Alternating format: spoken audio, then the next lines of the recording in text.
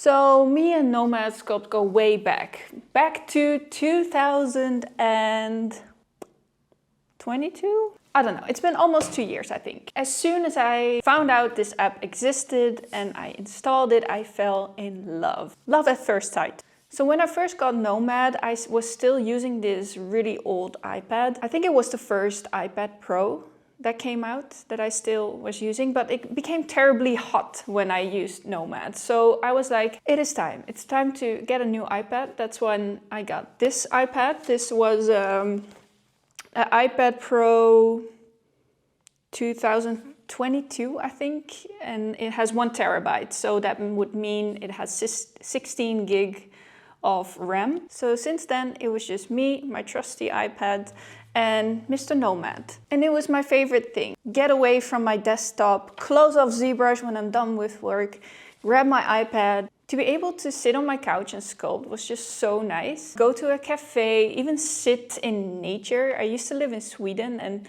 it was just so nice to let my dog go play in the field and I could just sit and sculpt a little bit. It was happily ever after.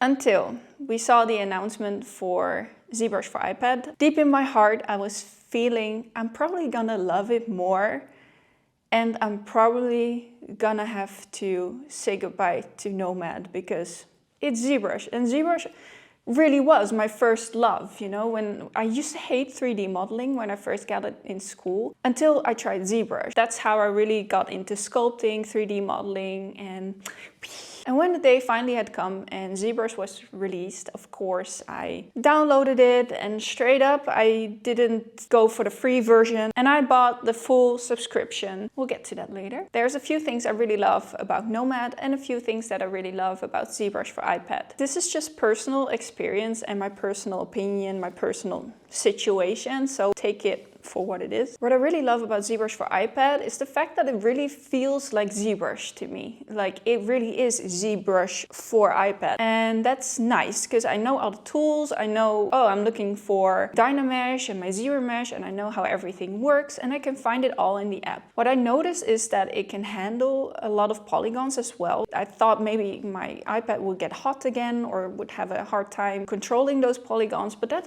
was actually really nice and no issue at all so far. What I also really love is the fact that I feel like the stuff that I'm creating on Zbrush for iPad, I can use for my actual work. I really feel encouraged to send it to my PC and continue working on it. Yeah, actually using it as more than a sketch tool. And that's where the comparison comes in with Nomad Sculpt for me, because I do work on my computer every single day with Zbrush for my work. That's what I'm saying. Like I love Zbrush, but the feeling as soon as I move to, and maybe this is a thing that will change in time, of course, maybe I have to get used to it, but I have the feeling as soon as I grab my iPad and start Zbrush for iPad that I am working again instead of sketching and doodling. And with Nomad Sculpt, I really have the feeling like I'm doodling, I'm creating, and it's just for fun. It feels really easy, low effort or something. It was less comfortable to use Zbrush for iPad because with Nomad I can really slouch on the couch, for example, or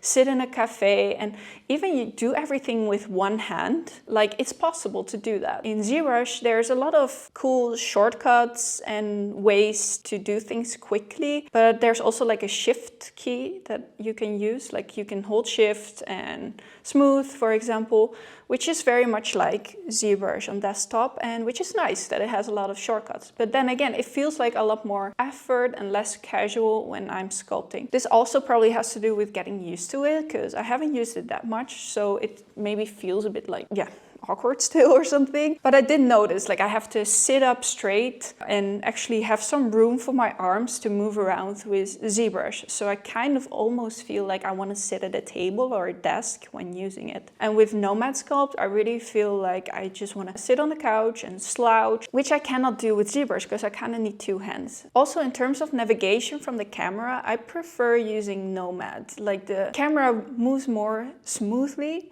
It's really something I can't explain, but you really have to experience it and try it to get what I'm saying. It's just the camera moves more smoothly. It happens less often that I lose my model or it starts to tilt in a weird way. Maybe I can change that. Like now I'm thinking about it. There's a camera lock that I have on my PC. Maybe that's also a thing in Zbrush for iPad, so I have to check that out. Then, of course, we also have to talk about the price. I kind of expected Zbrush for iPad to be a subscription-based thing. Like it's been a subscription for a while now, like regular Zbrush. And I miss that time, man. The times where you just bought Zbrush and it was yours. Like it was, and I think it even had like unlimited updates, like for life or something. But right now it became a subscription thing, and I think it's like 10 euros a month compared to Nomad, which is, if I'm correct, it used to be at least 20 euros for the full thing. So one-time purchase and you're done. And that's what I love. I don't have to think about my subscription going like, oh, there's another 10 euros. There's so many subscriptions already with like all the software on desktop, and then of course all the subscriptions for streaming services and everything. So another subscription does really add up, and it does make me think like, do I really need this app? And especially while I already have Nomad, it's like, do I really need Zbrush for iPad? I guess I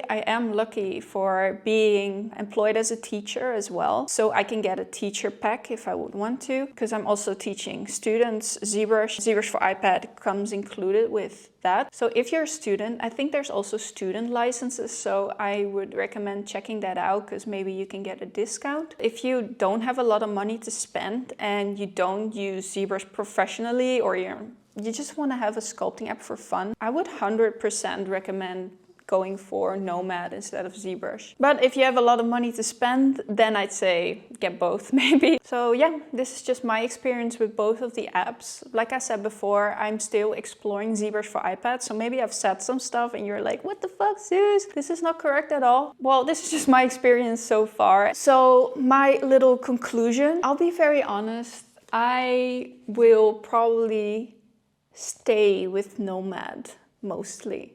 I will use Zbrush if it's like for work and stuff, but I feel like if I just want to relax and doodle and create fun stuff without thinking, and that's mostly it, right? Because I'm on my PC working all the time.